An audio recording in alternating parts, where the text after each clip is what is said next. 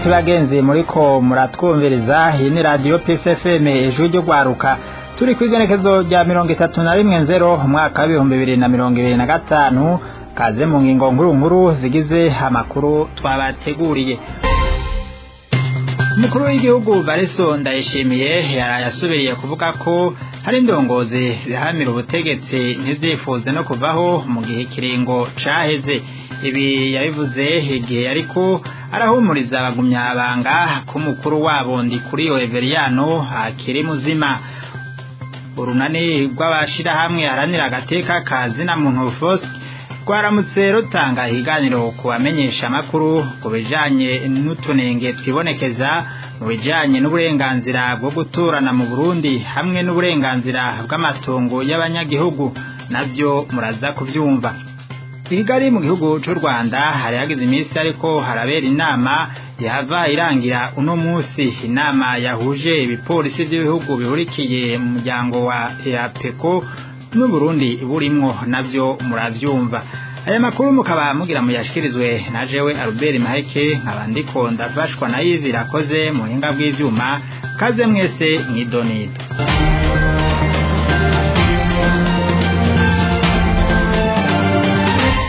Radio PSFM.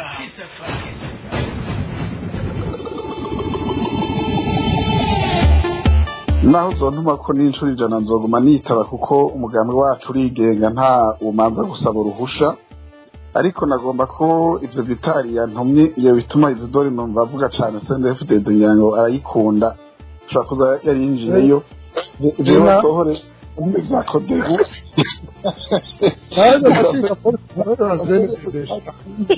baraguhitana ntibakumva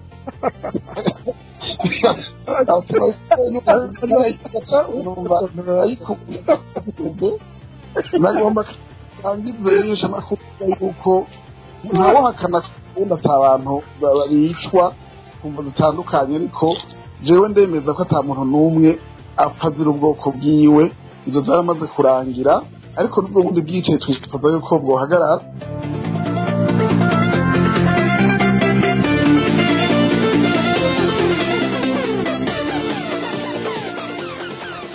Umukuru w'igihugu ca Republika Iharanira Intwaro Rusange ya Kongo Felix Tshisekedi ntiyitabiriye inama idasanzwe igira 24 y'abakuru b'ibihugu bagize umuryango wa Afrika y'ubuseruko EAC, aho yiga ikibazo c'intambara iriko irabera mu buseruko bw'ico gihugu. Inyuma yaho umugwi M23 ugwanya iyo leta usore itangazo yemeza ko wigaruriye igisagara ca Goma. William Ruto aserukira umuryango wa EAC akaba ari umukuru w'igihugu ca Kenya yaciye amagaza inama idasanzwe y'abakuru b'ibihugu bagize uyu muryango yabereye ku buhinga bwa none video conference mu rurimi rw'igifaransa kugira bigire hamwe icokorwa kugira intambara ihagarare. Iyo nama yabaye kuri uwa 29/0 umwaka wa 2025. Abakuru b'ibihugu vya EAC basaba leta ya Kongo kwicarana n'abayifasha imigwi yose yitwaje ibirwanisho hatibagiwe umuhari M23 uyigwanya cyane, bavugane uko bosozera intambara. Iyo nama ikaba yarasabye kandi ko leta ya Kongo yokingira abaserukira ibihugu vyabo muri ico gihugu, kuko abagira imyiyerekano baheruka kugira ibitero ahasanzwe haba baserukira ivyo bihugu. Abo bakuru b'ibihugu barahoza imiryango imaze kubura ababo muri ico gihugu, bagasaba ko iyo ntambara yohagarara kuko ituma haba ihungabana ry'ubuzima bw'abanyagihugu na cane abana n'abakenyezi. Basozereye inama bibutsa ko umuryango w'ibihugu vya Afrika y'Amajepfo SADC nawo nyene ubabajwe n'intambara iri kirabera mu seruko bwa Kongo, aho mu minsi mike bazoca bafashanya na EAC mu kurabira hamwe icokorwa kugira iyo ntambara ihagarare burundu. Aramutse haba kuri uyu wa gatanu w'igenekezo rya 31/0 umwaka wa 2025 ikiganiro c'urunani rw'amashira hamwe n'abamenyesha amakuru kubijanye n'utunenge twagiye turibonekeza mu vyigwa vyakozwe mu bijanye no gutorana mu Burundi. Barakoze kandi cigwa kubijanye n'uburenganzira ku matongo y'abanyagihugu aho urwo runani rwasanze umunyagihugu atari umugambwe CNDD-FDD ata burenganzira abafise kw'itongo ryiwe, aho hibonekeza abategetsi banyaga umunyagihugu izuba riva ntanaronke naho yitwara. Geoffrey Karangwa yakurikiranye ico kiganiro. Muri ico cigwa cakozwe n'urunani rw'amashirahamwe Forske Burundi bagarutse ahanini ku bijanye n'utunenge twibonekeza mu bijanye no gutorana mu Burundi na cane cane ku bakenyezi n'abigeme, aho usanga leta ihimiriza gushira imbere umuco hakwisunga amategeko abivuga. Ibi navyo bikaba bicinyiza abigeme n'abakenyezi mu bijanye no gutorana. Mu majambo ahanini yashikirijwe na Audace Havyarimana, umugenduzi nshingwa bikorwa muri urwo runani, ku kwivuguruza kwa leta yonyene ubwayo ishiraho amategeko mu nyuma ikagaruka ikavuga ko ayo mategeko adakwiye gukurikizwa, ahubwo bo kwisunga umuco. Muri ico cigwa cakozwe mu ntara zitandukanye z'u Burundi, Audace yashikirije ivyo vyigwa bakoze imbere y'abamenyesha makuru ko leta ikwiye kwikubita agashi ikaza irareka gushiraho itegeko n'igihushane caryo. Ibindi Audace Havyarimana yagarutse ko nibijanye n'ivyigwa bakoze ku matongo yagiye aranyagwa, mbere aha hakavugwamwo n'abategetsi benshi bitwaza ico bari mu gutoteza umunyagihugu akanyaga utwiwe ntanaronke uwo yitwarako, narya ubutegetsi bw'u Burundi bavuga ko atawuburanya leta ngo ayitsinde. Aha Audace yatanze akarorero kuberuka gushika mu ntara ya Bubanza muri komine Gihanga, ahasanzwe habarizwa ikambi ya gisirikare yitwa Kamudubugu, ikambi abasirikare bimenyerezamwo iyo bagira baje mu butumwa bw'amahoro mu bihugu vyo hanze. Abatora iyo kambi barihagiye hadakurikijwe amategeko amatongo y'abanyagihugu benshi cane mu ntumbero zo kwagura iyo kambi, nk'uko babibwiwe n'abategetsi batwara iyo kambi. Nabo nibahangana n'ubahamba, niko gutanga ku neza yabo amatongo yabo, bafise n'icizere ko bazohabwa basi imizibukiro, amaso akaba yaheze mu nzira. Aba banyagihugu barituye inzego zitandukanye, nta numwe yigeze ashaka kubatega amatwi, ahubwo abategetsi batwara iyo kambi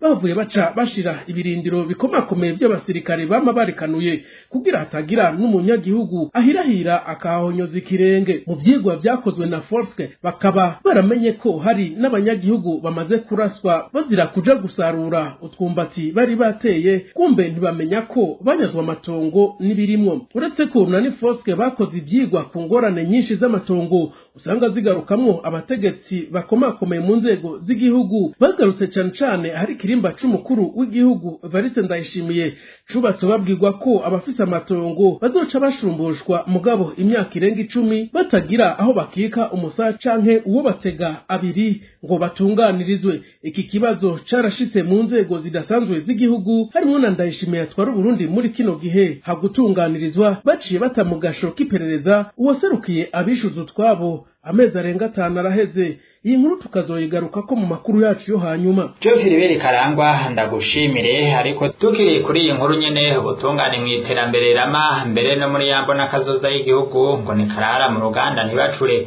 Prime niyo ngabo umunyeshuri mu gisata ca gatatu ca kaminuza yabishikirije kuri uyu wa 31/0 umwaka w'2025, abo abahinga ba kaminuza ya Burundi mu gisata c'amategeko bari baramutse berekana ivyigwa bakoze. Mu gihe yerekanye ko hari agahaze mu gisata c'ubutungane mu Burundi, yanasavye leta ko yoshigikira abacamanza. Haba ku bacamanza hari mu gisata c'ubutungane muri rusange, biragaragara neza yuko abantu mu Burundi nk'uko byagiye n'ahandi bataratahura neza ko bafise urantangere. Harabiyumvira bati umucamanza no guca urubanza gusa, ntigere yumva ati mbega urubanza nciye ubwo siko rutuma igihugu gihema kibaho. Natanze n'uburere butandukanye, urabona nko byerekeye iby'imibano, natanze akarero kubyerekeye amatati afatiye ku matongo. Umuntu ariko abiraba umenga ni bisanzwe, abantu bapfuye akarimbi, ariko biraje neza bivanye n'ukungera umucamanza ubwo rubanza yagwize akaruca neza. Haraboneka impore mu kibana, abantu bakarima, abantu bakaja mu mitandukanye yo kwiteza imbere. Ariko byaragaragaye yuko ndaje nk'ibyigwa byakozwe bagomba hanze n'ibyishani byigwa byakoze no mu gisata cyaje harakoze ibyigwa byinshi, reka mbere no mu gisata natanze akoro cyane ku kigo cyakozwe mu ntara ya Kirundo, aho bigaragara yuko ubutungane aho butigeje neza muri ibyo bibazo by'amatongo bwahabuye bikwega akarambaraye mu kibana. haraba ivyo kwicana hari ivyo kurandura ibiterwa abantu baguma batonze murazi ubutungane ko benshi bavuga bati barateze imanza abantu baguma batonze umuntu yogiye kurima umuntu yogiye kwigisha umuntu yogiye korora agatonda imbere y'umuryango w'urongoye sentare imbere y'umuryango ujejwe iyo dosiye mu kwezi amezi abiri atonze aho gukora ibigo by'iterambere ibyo murumva ko ibintu bisize inyuma wa murindi utwari kuja ku iterambere natanze akarero kuvyerekeye ibiye by'urudandaza abagwiza tunga y'ubutungane mu gihugu butigenga udakora akazi neza erega abantu bazana imitahe mu gihugu barahunga batahana naho twozana imitahe izoba ikamangara tuyibona kuko tuzofite ubutungane twubahiriza natanze akarero mu vyerekeye idukikije kuko ndiko mvuga ibintu vyerekeye iterambere rirama hariho inkingi zitatu zikomeye ivyerekeye ivy'imibano ivyerekeye ivy'ubutunzi n'ivyerekeye ibidukikije ivyo ni ibintu vyama bimananye bigenda kandi abantu bakabifata cyo kimwe ntagira ati shira imbere bi kuko iyo tubijanye ku murongo umwe byose kimwe giteye imbere cishikindi iyo niho navuze nti iki kibazo cy'iterambere rirama naho nashibiye ku ubutungane banze gukubita agashi bumenye uruhara rwabo muri rusange ariko tumenye yuko ikibazo cy'iterambere rirama muri rusange ikibazo cishega abantu bose ni byiza ko indongozi tuje imbere hama ubutungane bakuri bwabo. Muri ico kiganiro uyu munyeshuri wo muri kaminuza Prime Niyongabo akebura hanini abacamanza n'abatwara igisata c'ubutungane ko haba ugusamara ugasanga abandi baca izigoramye kubera ubumenyi buke gutyo bigatuma barya ibiturire n'ubu nyene tumwumviriza. Hari ibibazo kuri ku bacamanza kuko nk'umucamanza kugira ngo ajye giturire maze ko ibintu bihanze ukungene imanza zicika simisi yose bamwe bariko baramugobera nkuvuga ngo bamfateke inko kugira ngo ujye giturire kenshi bivako ariko hari bitwaza bati mbega noneho tutakijya ko tudahembwa ivyo murumva ko ikibazo gihambaye hariho imanza zishobora guteba abantu bakamatunza umurongo bitavuye ku mucamanza kubera igitigiri cabo natanze akorera mu cyo ciko nakoze nko mu vyerekeye nka sentare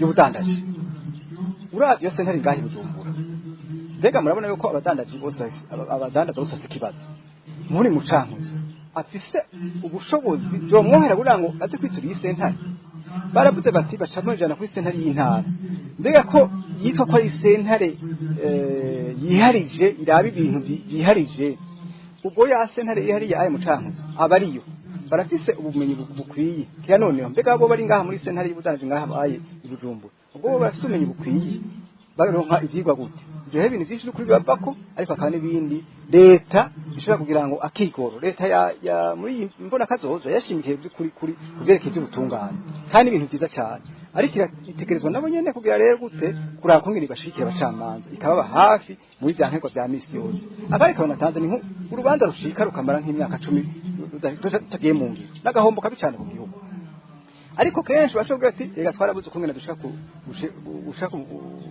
kurubuga kugira dushikirize n'itongo kugira dushire mu urubanza cyo byose murumva ko ari uburyo bwo gukora babubuze ntage rero nti leta ko bona yuko nayo nyene ubutungane uruhara rukomeye ni kubitinza ibifunsi irabe kuko nabivuze rero ibi iterambere rirama abantu begerwe bose bateza kujanisha ku murongo umwe ivyerekeye ibyo mibano ivyerekeye iby'ubutunzi n'ivyerekeye ibyo bidukikije kugira ntahe igisata na kimwe gisigara inyuma kuko byose ni magane biruzuzanya. Uwo akaba yari Prime Niyongabo umunyeshuri muri kaminuza y'u Burundi.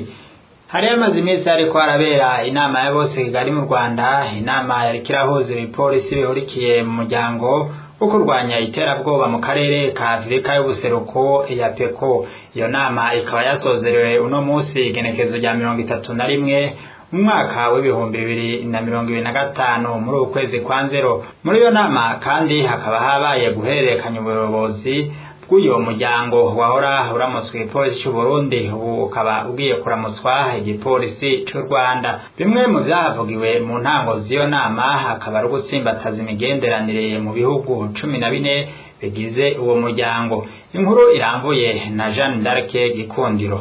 mu gihe umutekano ubandanya guhungabana mu buseruko bwa Repubulika Iharanira Intwaro Rusange ya Kongo, ibirushirizaho gutuma igihugu c'u Rwanda n'u Burundi barabana y'ingwe. I Kigali mu Rwanda ho hakoraniye inama idasanzwe ihuza ibipolisi vy'ibihugu 14 harimwo u Rwanda n'u Burundi. Mu nama ya bose igiriya 26 muco bise EAPECO, gukomeza gukorera hamwe kw'inzego zishinzwe kubahiriza amategeko mu karere mu kurwanya iterabwoba n'ivyaha ndengerambibe, nico civugo c'inama ya bose igiriya 26 y'abarongoye ibipolisi bihurikiye mu muryango wa EAPECO iriko hibera mu Rwanda kuva kwa 26 kugeza kwa 31 umwaka wa 2025 mu nyubakwa ya Kigali Convention Center. Muri iyo nama umugenzuzi mukuru w'igipolisi c'u Burundi General de Brigade de Police yahora harongoye uwo muryango wa EAPECO kuva mu kwicumi kwa 2023 akaba yaciye ashikiriza urongoye igipolisi c'u Rwanda CJ Felix Namuhoranye kurongora uwo muryango ugizwe n'ibihugu 14. Aba bapolisi bahurikiye muri uyu muryango wishinze kurwanya iterabwoba mu karere, ukaba kandi usanzwe ukorana n'uwundi muryango wishinze guhanahana inkozi z'ibibi muri Afrika, Interpol. Yaba EAPECO canke Interpol nyene bakaba bumvikanye ko bagiye kubandanya banoganza imigenderanire kandi banakorana hafi na hafi na cane bifashishije ubuhinga bwa none. Ivyo bikaba biruko mu gihe ibi bihugu birabana y'ingwe, ariko imwe mu migambi basangiye ikabibandanya naho imbibe zihuza ibi bihugu zose zugaye, kandi bikaba vyakozwe ku ngingo yafashwe na leta y'u Burundi. Ni mu gihe kandi igisata c'umutekano cifashe nabi hagati y'ibi bihugu uko ari bibiri, aho u Rwanda rwagirizwa na leta y'u Burundi kuba rufasha umuhari urwanya leta y'u Burundi Rede Tabara, u Rwanda narwo rukagiriza igihugu c'u Burundi gukorana n'umugwi w'interahamwe wakoze ihonyabwoko mu Rwanda. Nawe Jean Darake Kundiro, urakenuye umuntu arashobora kwihumanya kandi yarahezagiwe kandi ndandende irumirindya ikica akokize. Ivyo vyashikirijwe n'umukuru w'igihugu Valentin Ndayishimiye, aho vyaboneka ko yariko aratanga ubutumwa migani nk'ubwira umuntu atashimye kudomako urutoki.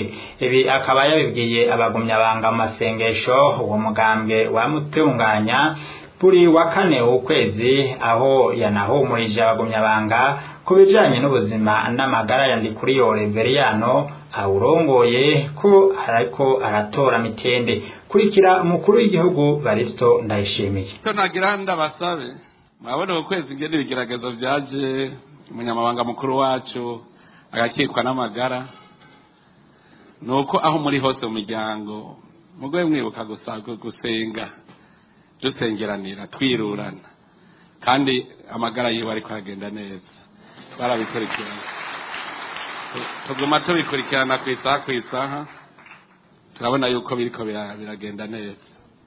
Imana niyo nkuru. Mwene iki gihe ni igihe ciza cyo kuzaturaba imitego ishobora gutuma twebwe nyene twihumanya. Umuntu arihumanya kandi araheza. Mu Kirundi bavuze ngo indandende ihumira indya ikica kokiza. Ndabonamwo hari indongozi zitari nke, ngaha sinzi ko hariho urakugwa nabi kuko yacumuye. Yumviriza ingene bigenda witejeje agaciro wacumuye, kuko guhindurirwa amabanga n'ibisanzwe. Mugari igihe uba wacuye avuga ati genda, kandi burya barundi rero ingorane zabo bazi ko umuntu bamuhindira amabanga baba bamukuye.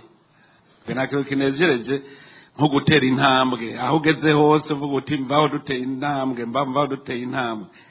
Ariko ibitugwamwo kenshi mu mitego nama ndiko ndavyiga, kubera mbona vyinshi cyane ngaca nja ko nkiga neza n'akarangamutima kandi katugiyemwo, kuko nasanze nko mu Burundi ikintu cyatwononeye ni kijya cyitwa ngo haraba leta ngo n'abene gihugu.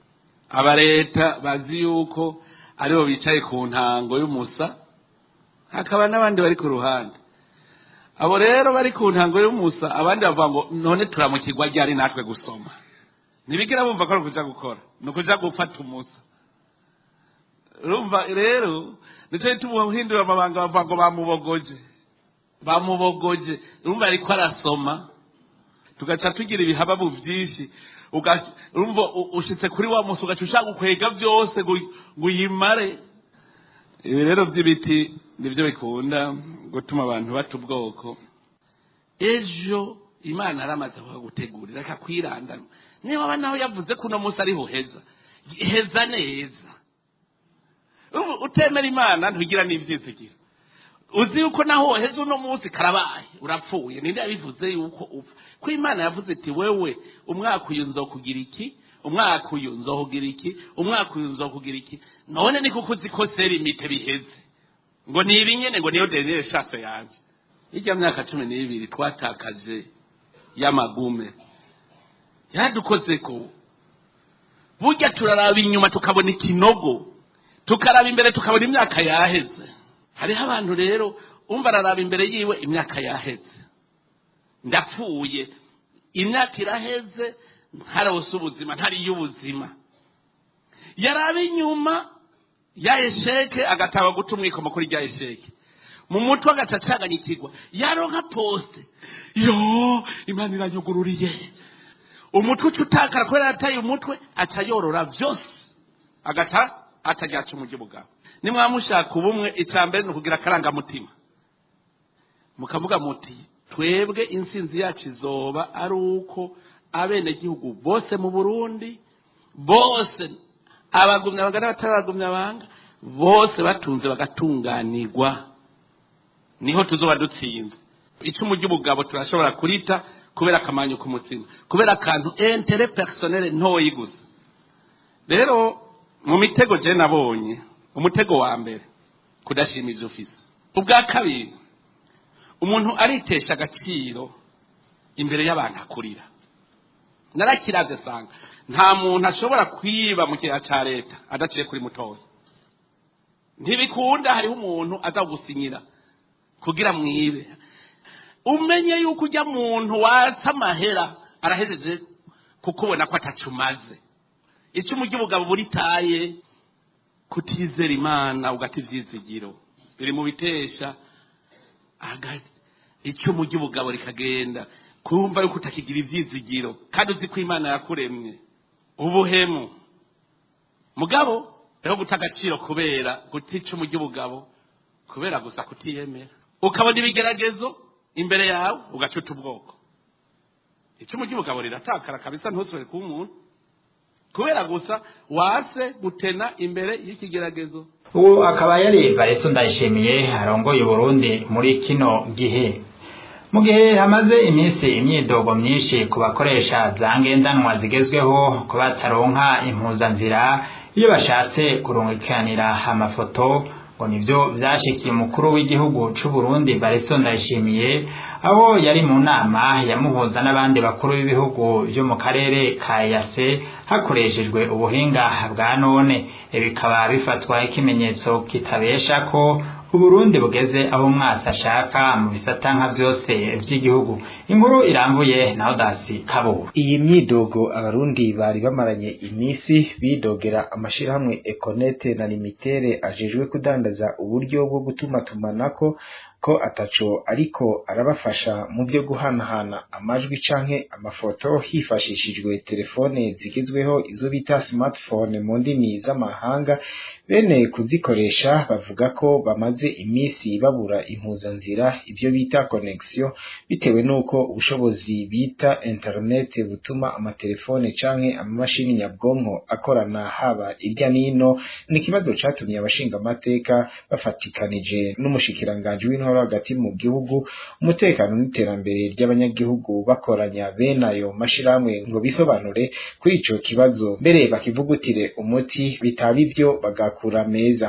Akamaramaza kabaye kuri uyu wa 29/0 umwaka wa 2025 ubwo umukuru w'igihugu c'u Burundi Evariste Ndayishimiye yararamutse yitabira inama yahuza abakuru b'ibihugu by'akarere ka Afrika y'ubuseruko EAC ngo bige ikibazo c'umutekano muke mu buseruko bw'igihugu ca Republika Iharanira Intwaro Rusangi ya Kongo.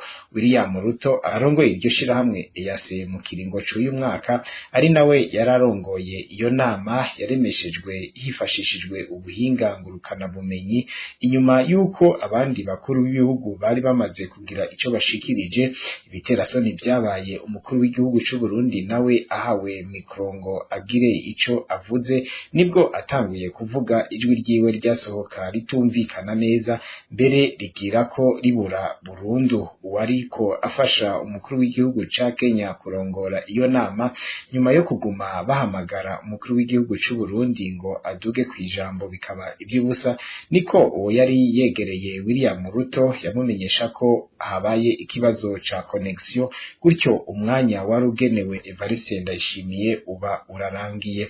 Hakibazwa uburyo inama yari yateguwe kare ko iza kuba muri ubwo buryo ariko abajejwe gutegura ibikorwa by'umukuru w'igihugu bakananirwa gusuzuma neza no guhuza izo nzira kugira ikibazo nk'ico mu bihe nk'ibyo ntikirinde gushika. Abatari bake bakemeza ko ibi byerekana ko igihugu c'u Burundi cugarijwe n'ibibazo bitandukanye bihaye bishika no kubarongoye igihugu mu gihe umunyagihugu yahora ataka ko ubukene n'inzara bimugeze mu bworo bw'ikirenge akabura umutabara. Umukuru w'igihugu we yivugira ko Uburundi bukize uretse akaza karacamwo igitoro kikabura bitewe n'abashaka gutobera intwaro yiwe bakanyegeza amadolari. Akawa mugani ngo ikinyoma kimara umunsi nikimara umwaka. Indongozi z'u Burundi bari bakwiye kwemera ko ibibazo byabarenze kuko uje gukira indwara ayirata. Nino ngaha dusozereye amakuru twari twabateguriye. Nshimire uruganda rwa Radio Peace FM rwayatorokanije na Yves Irakoze ariko aramfasha mu muhinga bw'ivyuma yakenuye. Ayo jewe Albert Maheke nariko ndayabashikiriza. Nababwire nti mugiraho muba mwubahwe na gahwane.